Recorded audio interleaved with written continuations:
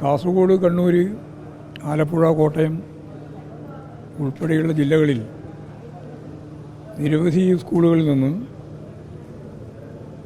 RSSൻ്റെ സമുന്നത നേതാക്കളുടെയും പ്രാദേശിക നേതാക്കളുടെയും അധ്യാപകരുടെയും എല്ലാം കാല് കഴുകി പാദപൂജ നടത്തിയെന്ന വാർത്തയാണ് ഇപ്പോഴും പുറത്തു വന്നിട്ടുള്ളത്. കേരളത്തിൻ്റെ മതനിരപേക്ഷ ഉള്ളടക്കത്തെയും ജനാധിപത്യ അവബോധത്തെയും തകർക്കുന്ന ഫ്യൂഡൽ സംസ്കാരത്തിൻ്റെ ഭാഗമായി സനാതന ധർമ്മം എങ്ങനെയാണ് നടപ്പിലാക്കാൻ ഉദ്ദേശിക്കുന്നത് എന്നതിൻ്റെ കൃത്യമായ പ്രയോഗമാണ് RSSകാരും സംഘപരിവാർ വിഭാഗവും പുതിയ തലമുറയെ കൊണ്ട് അടിമത്ത മനോഭാവം രൂപപ്പെടുത്താൻ വേണ്ടിയുള്ള ഈ ബോധപൂർവമായ പ്രവർത്തനം നടത്തിയിട്ടുള്ളത്. കാടത്തപരമായ സമീപനമാണ്. അധ്യാപകരെ ബഹുമാനിക്കണമെന്ന കാര്യത്തിലൊന്നും ആർക്കും തർക്കമില്ല. അധ്യാപകരെ മാത്രമല്ല, ആരെയും ബഹുമാനിക്കുന്നതിൽ ആരും ഒരു തരത്തിലുള്ള എതിർപ്പും പ്രകടിപ്പിക്കില്ല.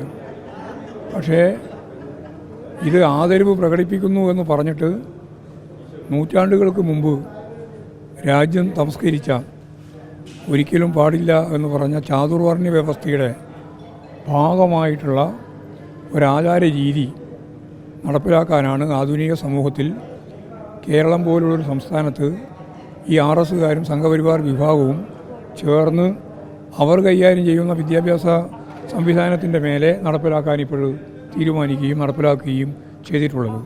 അപലപിക്കേണ്ടുന്ന ഒരു കാര്യമാണിത്. അതിശക്തിയായ രീതിയിലുള്ള എതിർപ്പ് ജനാധിപത്യ സമൂഹമാകെ, ഏതെങ്കിലും ഒരു വിഭാഗമല്ല, മുഴുവൻ ആളുകളും, കേരളീയ സമൂഹമാകെ, മതനിരപേക്ഷ ഉള്ളടക്കമുള്ള ജനാധിപത്യ അവബോധമുള്ള കേരള സമൂഹമാകെ ഒറ്റക്കെട്ടായി ഇതിനെ എതിർക്കേണ്ടതായിട്ടുണ്ട്.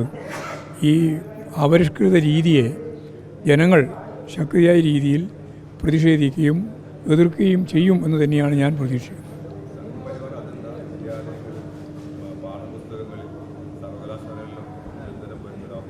വരുന്നുണ്ട്.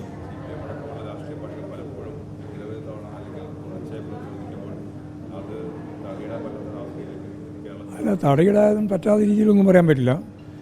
അവരിപ്പോഴും ശ്രമിച്ചുകൊണ്ടിരിക്കുകയാണ് ഈ വർഗീയവാദികൾ. ഈ വർഗീയവാദം എങ്ങനെയാണ് രാജ്യത്തെ നശിപ്പിക്കുക എന്നതിൻ്റെ ഏറ്റവും പ്രധാനപ്പെട്ട തെളിവാണിത്. അതിനെതിരായിട്ട് മാധ്യമങ്ങൾ ഉൾപ്പെടെ അതിശക്തിയായിട്ട് പ്രതികരിക്കുന്നില്ലല്ലോ. നിങ്ങളൊരു ഉത്തരവാദിത്വം നിർവഹിക്കണ്ടേ? ജനാധിപത്യ സമൂഹത്തിൻ്റെ ഒരു ഉത്തരവാദിത്വം മാധ്യമങ്ങൾ നിർവഹിക്കണ്ടേ? ഇത് കമ്മ്യൂണിസ്റ്റ് പാർട്ടിക്ക് മാത്രം ബാധകമായിട്ടുള്ളൊരു പ്രശ്നമാണോ? നൂറ്റാണ്ടുകളുടെ പിന്നിലേക്ക് കേരളീയ സമൂഹത്തെ വലിച്ചഴക്കാൻ ശ്രമിക്കുന്ന സമീപനമല്ലേ നടന്നുകൊണ്ടിരിക്കുന്നത്? ഇതിനെ പ്രതിരോധിക്കുന്നതിന്, പ്രതിഷേധിക്കുന്നതിന് ശക്തിയായ സമീപനമാണ് എല്ലാ വിഭാഗവും, അത് കക്ഷി രാഷ്ട്രീയത്തിന് അതീതമായിട്ട് കൈകാര്യം ചെയ്യേണ്ടത് എന്നാണ് എൻ്റെ അഭിപ്രായം.